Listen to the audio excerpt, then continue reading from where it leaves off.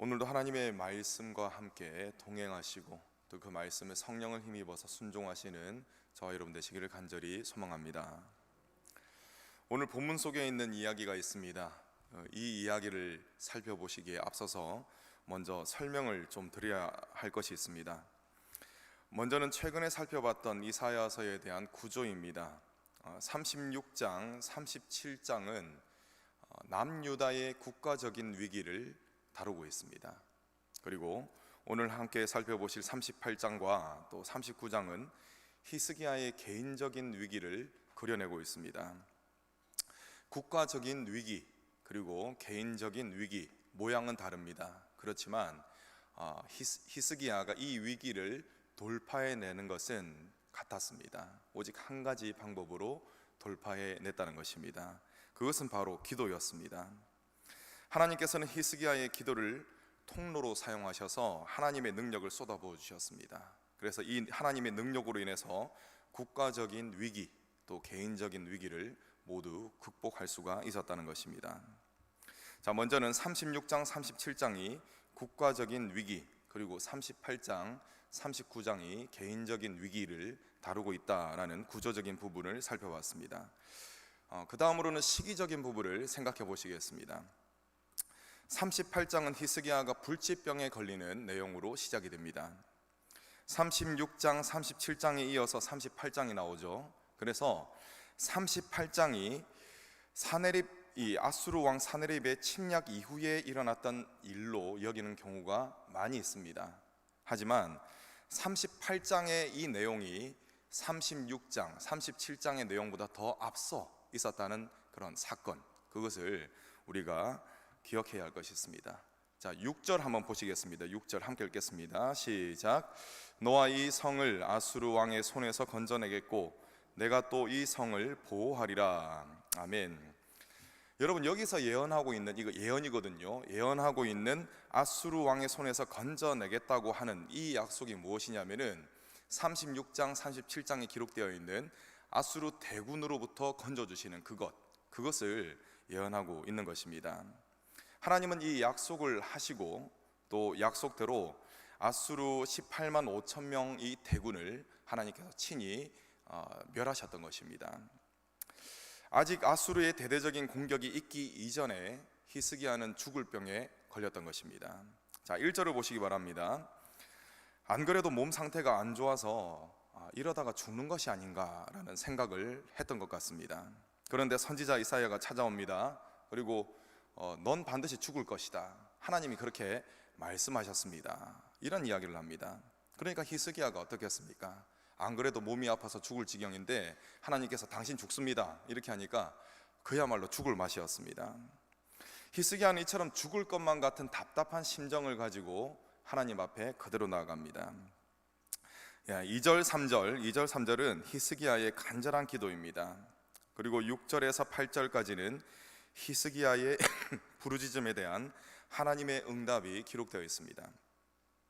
히스기야는 2절 3절에서 이렇게 기도하죠. 자신이 선하게 행한 것을 기억하여 주시옵소서, 이렇게 기도를 합니다.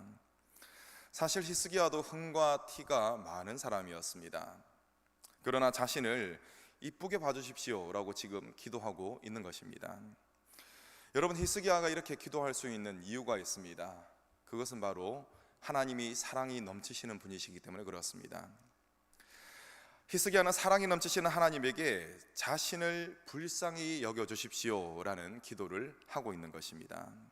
이는 히스기야가 하나님이 사랑이시다라는 이 속성을 잘 알고 또 그 사실을 믿고 드리는 기도인 것입니다.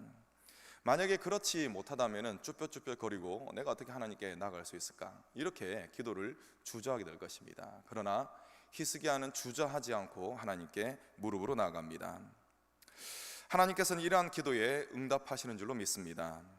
여러분, 하나님께서는 어떠한 경우에도 선하시고 또 하나님께서는 어떠한 경우에도 우리를 사랑하시며 긍휼히 여겨주시는 분이라는 사실을 믿으시기 바랍니다. 하나님은 히스기야의 이 눈물의 기도를 보십니다. 그리고 그의 생명을 무려 15년이나 연장시켜 주십니다. 그리고 생명이 연장된 이 기간 동안에 사네립의 18만 5천 명의 이 대군으로부터 건져주시는 놀라운 산 경험도 하게 됩니다. 하나님은 히스기야의 생명을 연장시켜 주시는 그 징조로 어떠한 것을 이루셨냐면은 해의 그림자가 10도 뒤로 물러가게 해주시는 그것을 보여주셨습니다. 그냥 해 그림자 뒤로 10도 물러갔다, 간단하게 말할 수가 있지만 실상은 그것이 그리 간단한 일이 아닙니다. 왜냐하면 지구가 자전을 하면서 낮과 밤이 바뀌거든요. 근데 지구가 이렇게 돌다가 반대로 잠시 돌았다는 것입니다. 목적이 뭡니까? 히스기야, 너가 반드시 나을 것이다 라는 것을 확신을 심어주시기 위해서, 그것을 위해서 지구를 잠깐 동안 반대로 돌리신 것입니다. 이것은 굉장한 것입니다. 하나님은 이런 엄청난 일을 징조로 보여주신 것입니다. 자, 그리고 9절에서 20절까지는 히스기야의 찬양인데 10절에서 13절까지는 자신의 처지를 고백하고 있습니다. 한마디로 끝장났다는 것입니다. 내 인생 종쳤다, 이렇게 표현할 만큼 자신의 상태가 매우 심각했다라는 것을 10절에서 13절까지 표현하고 있습니다. 그리고 14절에서 17절까지는 내가 하나님을 얼마나 갈망하는지 그것을 이야기하고 있습니다. 특히 14절 중반부를 보시기 바랍니다. 14절 중반부에는 내 눈이 쇠약하도록 앙망하나이다 라고 고백하고 있습니다. 히스기야가 얼마나 절절하게 하나님을 바라고 있는지를 알 수 있는 대목입니다. 그리고 18절에서 20절까지는 감사의 노래를 하고 있습니다. 쉽게 말하자면 지금 살아 숨쉬는 것 자체, 이것 자체가 하나님의 은혜입니다, 이런 고백을 하는 것입니다. 그리고 이 은혜에 감사하고 있는 것이죠. 끝으로 21절과 22절 말씀에는 히스기야의 믿음이 잘 드러나고 있습니다. 21절에 보시면 이사야가 내린 처방이 등장하거든요. 그런데 이 무화과 한 뭉치를 상처 위에 붙이라는 이 처방은 그 당시에 의학적으로 검증된 것이 아니었습니다.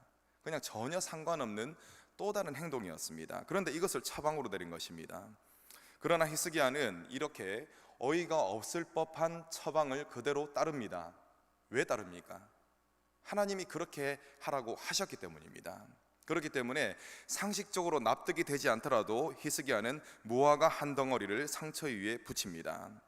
그것으로 인해서 하나님께서는 그의 순종을 보시고 히스기야를 치유하셨습니다.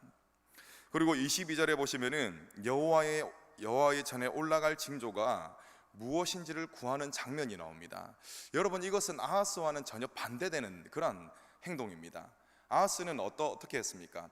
징조를 구하지 않았습니다. 나는 하나님께 징조를 구하지 않을 겁니다, 이런 고백을 했거든요. 이것은 무엇이냐면은 하나님에 대한 기대가 전혀 없다는 것을 뜻하는 것입니다. 그런데 히스기야는 지금 어떻게 하고 있습니까?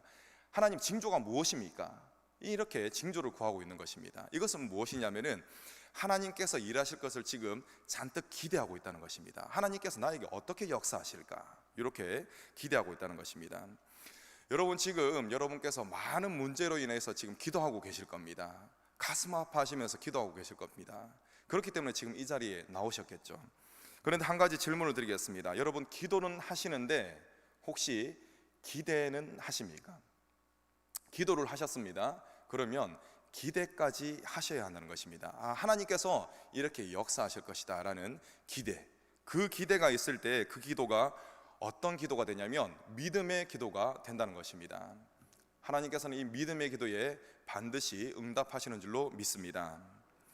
저와 여러분들의 기도가 이러한 믿음의 기도가 되어서 여러분들의 삶 가운데 하나님께서 일하시는 그런 역사하심이 많이 경험되어지기를 간절히 소망합니다. 기도하겠습니다.